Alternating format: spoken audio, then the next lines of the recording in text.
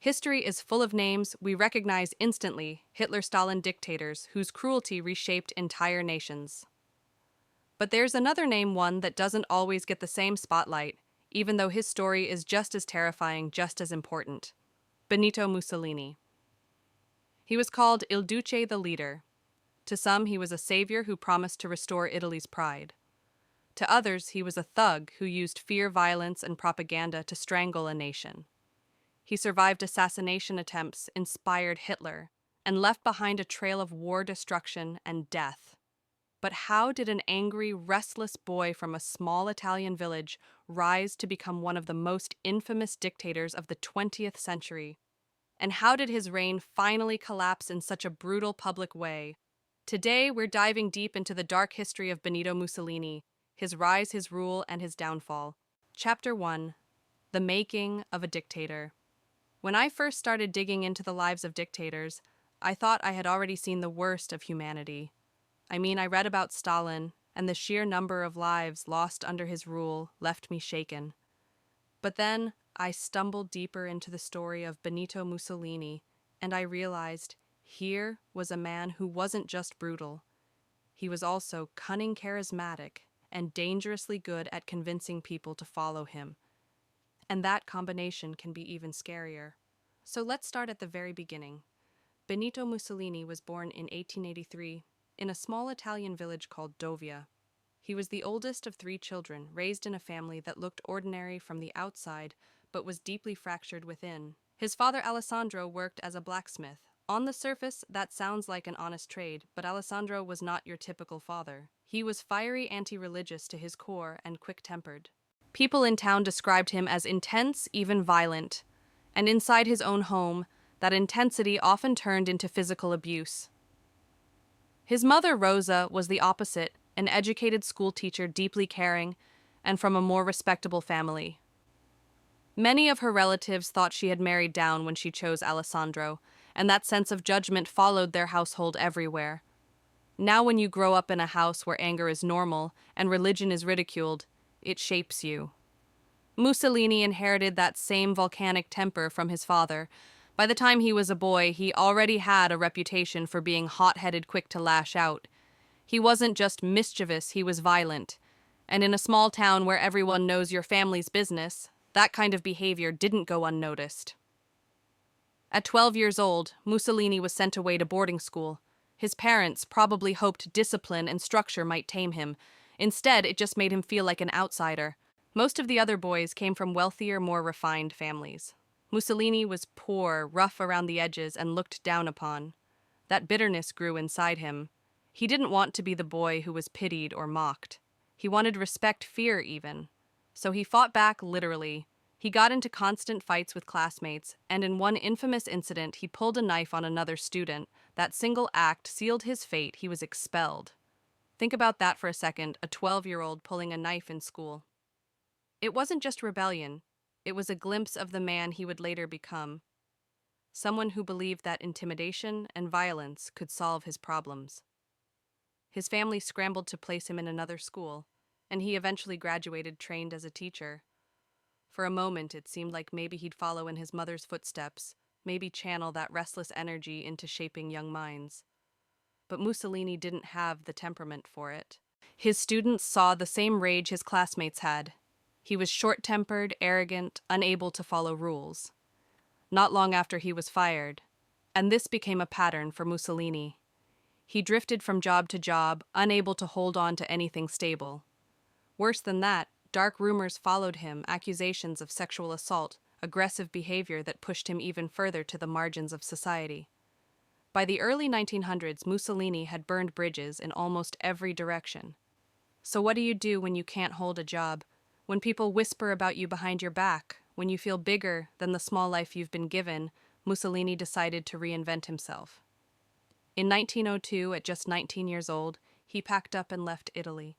Officially, he was dodging the military draft, but unofficially he was chasing something bigger, an escape, a stage, a chance to be seen and heard. He landed in Switzerland, and it was there that he finally discovered the one thing he was truly good at: speaking. Chapter 2: Finding his voice in revolution. When Mussolini arrived in Switzerland, he wasn't anybody special.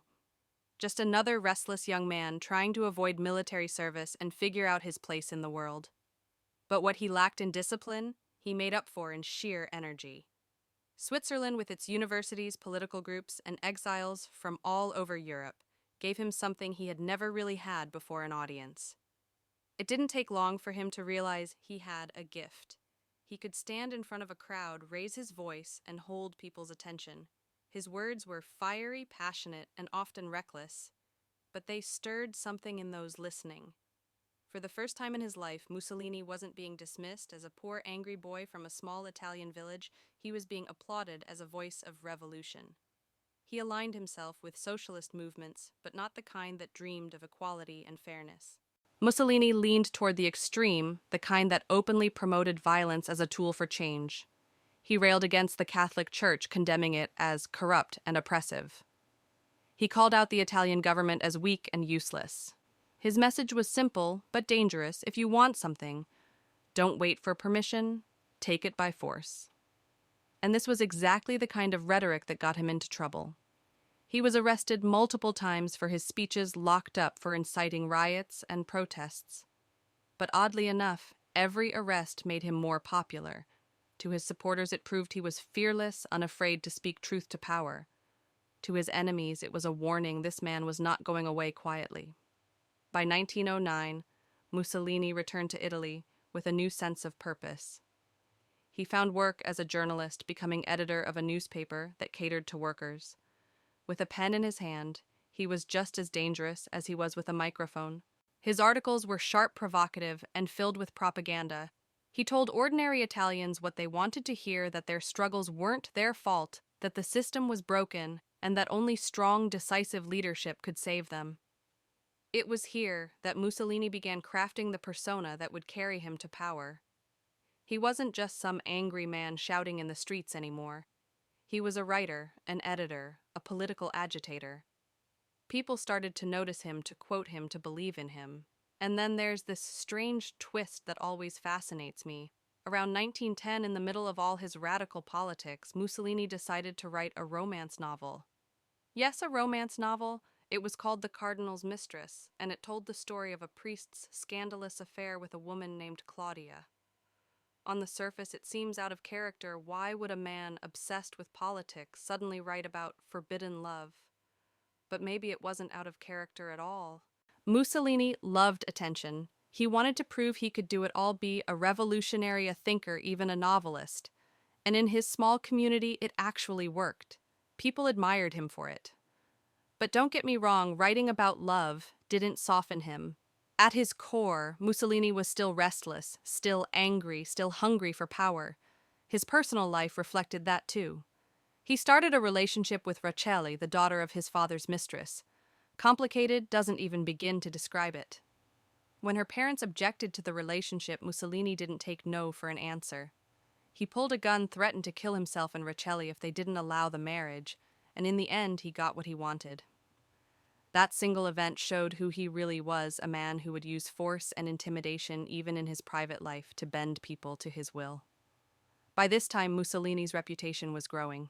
He had been jailed, banned, criticized, and yet he kept bouncing back louder than before. Every setback just seemed to feed his determination. He wasn't satisfied with being a radical voice or a rebellious journalist. He wanted something bigger. And when World War I broke out, he saw his chance. For Mussolini, war wasn't just about nations fighting, it was about opportunity. He believed conflict had the power to unite people to create a cause that went beyond politics or class. And for a man who craved control, war looked like the perfect stage. Chapter 3: War Violence and the Birth of Fascism. World War I changed everything for Mussolini. Up to this point, he was a fiery voice on the sidelines, loud, aggressive, but still just a man with ideas. The war gave him something bigger, something he could wrap his identity around.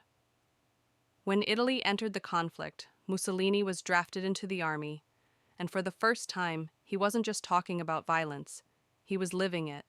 He didn't last long at the front. Accounts differ. Some say he was injured by a grenade, others whisper it was disease syphilis, to be exact, that forced him out. Either way, he came back to civilian life, convinced of one thing: war wasn't something to fear, it was something to glorify. He wrote in his diary that war bound people together, that it gave them unity, purpose, and pride. For most soldiers, war left scars, but for Mussolini, it left inspiration. By 1919, he decided to act on those beliefs. He founded a group that would later evolve into the Fascist Party. At first, they were just a ragtag bunch of veterans and loyalists who wore black shirts to set themselves apart. But their mission was deadly serious. They wanted to build a stronger Italy, restore the glory of the Roman Empire, and destroy anyone who stood in their way. The name Mussolini gave them was simple: the black shirts, and they quickly became his weapon of choice. Wherever he sent them, they left behind a trail of intimidation and violence. They attacked trade unionists, beat up political rivals in the streets, smashed newspaper offices, and even murdered critics. It wasn't just about winning arguments, it was about silencing them permanently. What's striking when you look back is how familiar the playbook feels. Mussolini wasn't the first to use violence and fear to gain power, but he perfected the theater of it. He knew that violence, when it's public and dramatic, doesn't just crush enemies, it terrifies everyone else into silence. That's how you build control, and people noticed. In Germany, a younger extremist named Adolf Hitler was watching Mussolini closely, taking notes. Mussolini's tactics, the rallies, the propaganda, the street violence would later inspire the Nazi Party.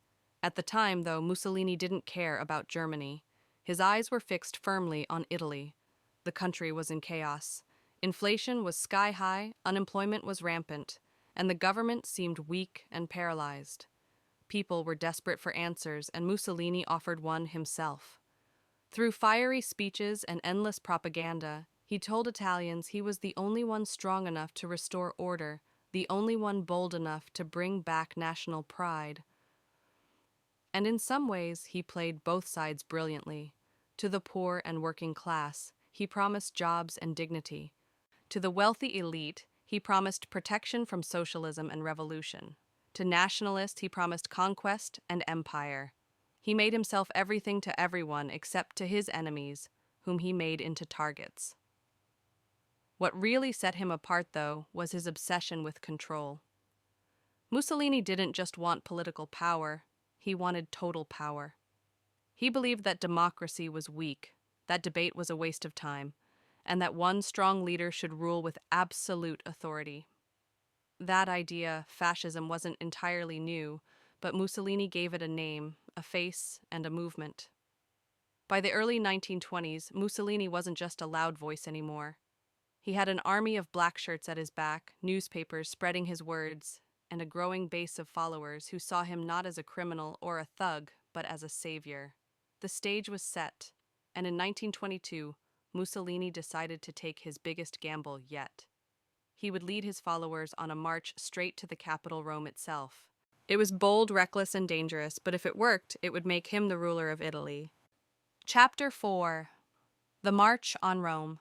By 1922, Mussolini had everything lined up. He had the black shirts, tens of thousands of men ready to use violence at his command. He had newspapers printing his words, shaping public opinion. And most importantly, he had a nation that was weak, divided, and desperate for anyone to restore order. That October, Mussolini made his move. He announced that his forces would march on Rome itself, the very heart of Italy's government. The plan was simple: show strength, terrify the authorities, and force the king to hand over power. He wasn't waiting to be elected. He wasn't interested in playing by the rules. He was going to take control. So thousands of black shirts began marching toward the capital. Along the way, they caused chaos, breaking into buildings, intimidating locals, leaving destruction behind. This wasn't just a protest, it was a performance of power. By the time they reached Rome, nearly 40 people were dead. Now here's the part that always shocks me. The Italian Prime Minister at the time tried to respond by declaring martial law, which would have brought in the military to crush Mussolini's uprising. On paper, that should have worked. The government had more soldiers than Mussolini did, but the final decision rested with King Victor Emmanuel III. And the king hesitated. He worried that if he ordered the army to fight Mussolini, it could spark a full-blown civil war. He thought maybe giving Mussolini a little power would calm things down. It was a gamble and a disastrous one. Instead of standing up to a bully, the king handed him the keys to the kingdom. On October 28, 1922, the prime minister resigned. Just 2 days later, Mussolini walked into Rome not in secret, not in shame, but openly, confidently, and was appointed prime minister of Italy. He was only 39 years old. Think about that. A man who just a few years earlier was pulling knives on classmates and getting fired as a schoolteacher had now become the leader of an entire country. And it wasn't because he won over hearts and minds through compassion or wisdom. It was because he convinced people he was strong enough to protect them and dangerous enough to fear. In the early years of his rule, Mussolini worked hard to polish his image. He launched major infrastructure projects, roads, railways, even airports. He promised jobs and managed to reduce unemployment. For many Italians who had lived through years of poverty and chaos, life actually seemed better. And that was the trap. Dictators often begin by giving people what they want, building a sense of loyalty before tightening their grip. Behind the scenes, Mussolini was already eliminating democracy. He censored the press, silenced critics, and made sure no negative stories about him ever reached the public. Radio stations and newspapers pumped out endless propaganda painting him as Italy's savior. And here's where it gets chilling. People didn't just accept it, they embraced it. Crowds cheered his speeches. Women swooned over his image. He even leaned into the role of a sex symbol, sometimes ripping off his shirt for the cameras, flexing his chest like he was some kind of movie star. For many, Mussolini wasn't just a leader. He was a symbol of Italian pride. But behind the charm, the roads, and the rallies was a man who believed in one thing, above all, absolute control. He wasn't building a better Italy for the people, he was building a dictatorship for himself. And as history would soon show, the cost of that control would be staggering. Chapter 5: Empire Dreams and Hitler's Shadow. The 1930s were Mussolini's moment. He had secured power, built his image as Italy's strongman, and convinced millions that he alone could restore the nation's lost glory. But for Mussolini, it wasn't enough to control Italy, he wanted an empire. Italy's leaders had dreamed of expanding before trying and failing to conquer Ethiopia back in the late 19th century. For Mussolini, that failure was a national embarrassment. He wanted revenge, and he wanted to show the world that fascist Italy was not to be underestimated. So in 1935, Mussolini launched an invasion of Ethiopia. And it was brutal. His forces didn't just march in, they burned villages, bombed civilians, and even used chemical weapons like mustard gas. According to estimates from the Ethiopian government, nearly 400,000 civilians were killed. Farms were destroyed, livestock slaughtered, entire communities wiped out. It wasn't war, it was terror, and Mussolini didn't hide it. In his speeches, he boasted about Italy's strength, about reviving the Roman Empire. At home, propaganda portrayed him as a warrior leader bringing honor to the nation. Many Italians celebrated his conquest, blinded by promises of national pride. But to the outside world, it revealed the true face of his regime, one built on violence, oppression, and cruelty. This was also the time when another figure was rising in Europe, Adolf Hitler. And here's the twist: Hitler idolized Mussolini. He saw in Mussolini a model for his own rise. In fact, Hitler openly said that Mussolini was one of the greatest men alive. At first, Mussolini brushed him off, treating him like an awkward fanboy. He thought of Germany as unstable, not yet worth his attention. But history has a way of shifting quickly. By the mid-1930s, Hitler was no longer just a fringe extremist. He had seized power in Germany, rebuilt the military, and was pushing an agenda eerily similar to Mussolini's. Slowly, the dynamic changed. Mussolini, once the teacher, became the student. In 1937, Mussolini visited Germany, and the reception was overwhelming. Crowds of hundreds of thousands turned out to greet him. For a man obsessed with his own image, it was intoxicating. He began to see Hitler less as a rival and more as a partner. By 1939, Italy and Germany signed a pact to support each other in war. The world would soon know them as the Axis powers. But even in their so-called friendship, the cracks were obvious. Mussolini liked to think of himself as Hitler's equal, but in reality, Hitler was pulling ahead, more ruthless, more strategic, more powerful. And Mussolini's decisions, his hunger for expansion, his blind loyalty to this alliance would drag Italy deeper into disaster. Back home, life under Mussolini's rule was growing darker. Freedom of speech was gone. Political opposition was crushed. His secret police made sure dissenters were silenced, sometimes permanently. And for ordinary Italians who once cheered him as a savior, the reality of dictatorship was setting in no choice, no voice, and no escape. Still, Mussolini clung to his image. He ripped off his shirt for cameras posed as a man of the people and declared that Italy was destined for greatness. But beneath the surface, cracks were spreading. His empire dreams had come at a horrific cost, and his alliance with Hitler was about to lead Italy into a war it could never win. Chapter 6: Downfall and Death. By the early 1940s, Mussolini's empire dream was unraveling. His alliance with Hitler had pulled Italy into World War II, and the country simply wasn't prepared. The Italian army was poorly equipped, morale was low, and one defeat followed another. In North Africa, Italian forces collapsed. In Greece, their campaign failed so badly that Germany had to step in and bail them out. For a man obsessed with appearing strong, these failures were humiliating. And the cost was staggering, not just in battles lost, but in lives. Italian cities were bombed, food grew scarce, and the people who had once cheered Mussolini in the streets began to see him for what he was, a dictator who had led them into disaster. His carefully crafted image of the strongman was crumbling. By 1943, even his own government had had enough. On July 25th, the fascist Grand Council voted him out of office. The king dismissed him as prime minister, and Mussolini was arrested. After more than 2 decades in power, he was suddenly a prisoner. You might think that would be the end, but history rarely ends so neatly. Hitler, still clinging to his vision of the Axis alliance, sent in German forces to rescue Mussolini. It was a dramatic operation, paratroopers, planes, soldiers, all to break him out of captivity. And it worked. But Mussolini wasn't really free.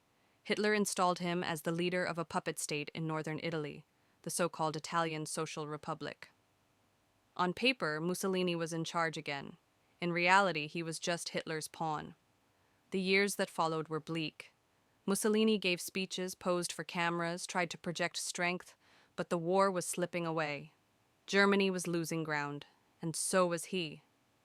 By 1945, as Allied forces closed in and Nazi Germany collapsed, Mussolini's final act began. He tried to flee. Disguised as a German officer, Mussolini and his mistress Clara Petacci attempted to escape to Switzerland. But near Lake Como, partisans recognized him. There was no escape this time. They were captured and the very next day executed by firing squad. Mussolini was 61 years old, but even death didn't bring dignity. His body, along with Clara's, was taken to Milan and hung upside down in a public square. Crowds gathered, jeering, spitting, throwing stones. They beat his lifeless body until it was barely recognizable. For the people, it wasn't just revenge, it was catharsis. After years of fear, repression, and loss, this was their release. In the aftermath, more than 1 million people were dead because of Mussolini's policies, his wars, his violence. And yet, the story didn't quite end there. Years later, in the 1960s, Mussolini's widow received an envelope in the mail. Inside was a fragment of her husband's brain. American scientists had taken samples hoping to study whether dictators had something physically different in their minds, something that could explain their cruelty. The results: nothing unusual. His brain was, in their words, average. And maybe that's the most unsettling part. Mussolini wasn't born with a monstrous brain. He wasn't destined to be a dictator. He was an ordinary man who chose brutality, who manipulated fear, and who used violence to climb to power. And when a whole country was desperate enough, angry enough, hopeless enough, they let him. That's the lesson Mussolini leaves behind. Dictators don't rise on their own. They rise because people believe them, follow them, or stay silent when they should resist. And by the time the truth becomes undeniable, the cost is already devastating.